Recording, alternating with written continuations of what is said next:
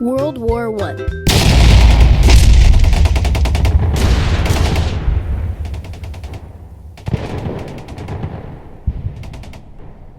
Time of death, grief, and anger. During this war, there are many fights. People fought on land, people fought on hills, and of course, people fought on the water. But what they used to do that, John? They used warships and submarines. Anyway, during these naval battles, the Allies decided to strategize the best way to fight the Central Powers, and it was something like this. The core of the battle fleet was an all-big-gun dreadnought battleship, which was first introduced in 1906. With the launch of HMS Dreadnought by the British, some fleets also incorporated battle cruisers. The vessels possessed a battleship-sized armament mounted on a hull that sacrificed armor protection for the sake of greater speed. Among the other classes of ships were smaller cruisers to perform not only reconnaissance but also protect and raid commerce. The advent of the torpedo produced first torpedo boats, and then the larger torpedo boat destroyers. Finally, the new technology yielded submarines armed with self-propelled torpedoes. The major powers mostly viewed these vessels as suited primarily for reconnaissance. Warships. Technological development during the steamship age pushed 19th century warship design to its limits, featuring battleships mounting large caliber, turreted guns, driven by high-output piston steam engines, and protected by steel armor. By the turn of the last century, a typical battleship mounted 4 12-inch guns and 2 twin turrets, and was armed with an assortment of intermediate gun batteries throughout the ship.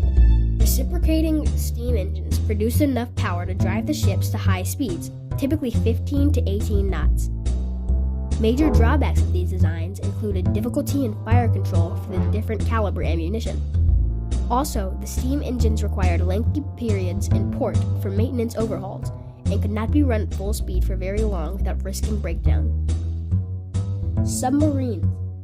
By the time that the Second Unrestricted Campaign began in 1917, a representative fleet boat had the following specifications. They displaced 837 tons, could reach speeds of 17 knots on the surface and 8 when submerged, mounted a 10.5 centimeter deck gun, and carried between 12 and 16 torpedoes. The UB class, which was designed for work in the narrower waters around the British coast, was significantly smaller. By the end of the war, these ships displaced 500 tons and could reach 13 knots on the surface and nearly 8 submerged. They mounted a 8.8 centimeter gun and carried 10 torpedoes. They are accompanied by a class of submarine mine layers, the UC class, which displaced just over 400 tons, could travel at 11 knots on the surface and nearly 7 submerged, mounted an 8.8 centimeter gun and carried 7 torpedoes along with 18 mines. In addition to the primary 3 classes, the Germans also experimented with merchant submarines designed to sneak past the blockade, but they were ineffective and only 6 were built.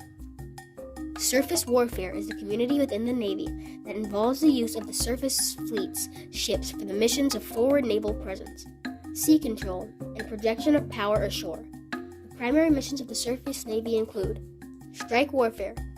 An important mission of surface warfare is to support and protect the carrier group, the main tactical striking force of the Navy.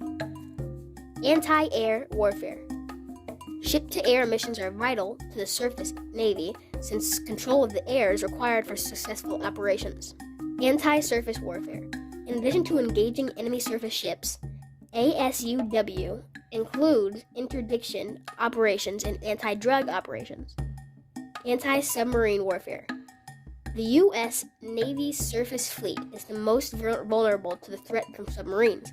Therefore, ASW is critical to the surface Navy's success and defense. Amphibious warfare.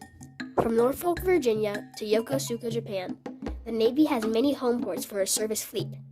There are currently 6 active fleets whose areas of operation span the globe. Each fleet consists of a balanced mix of ships that each contribute to the success of the Navy as a whole.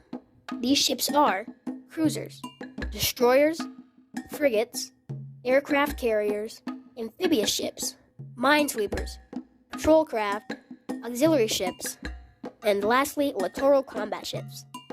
With the many choices of where to be stationed and what ship to serve on, the Surface Navy provides sailors with the environment to develop necessary job and leadership skills and opportunities to see the world. The initial sea tour will last about 24 months, including time at sea and at port.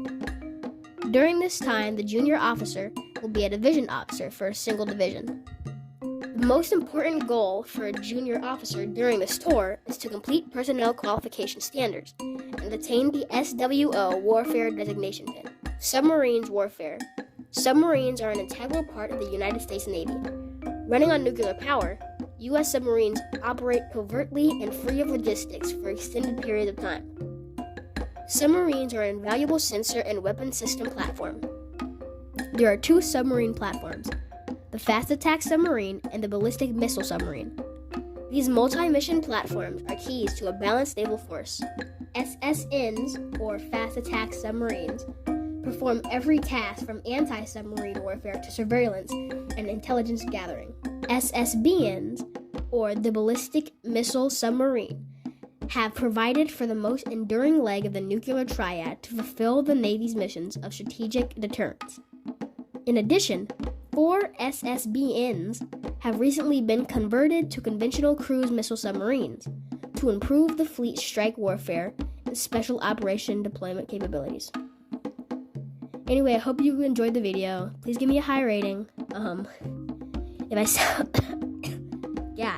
I sounded weird in the video, or if you heard a lot of cuts, it's because I'm sick and I was probably sneezing or coughing. Anyway, thank you, and yeah, bye.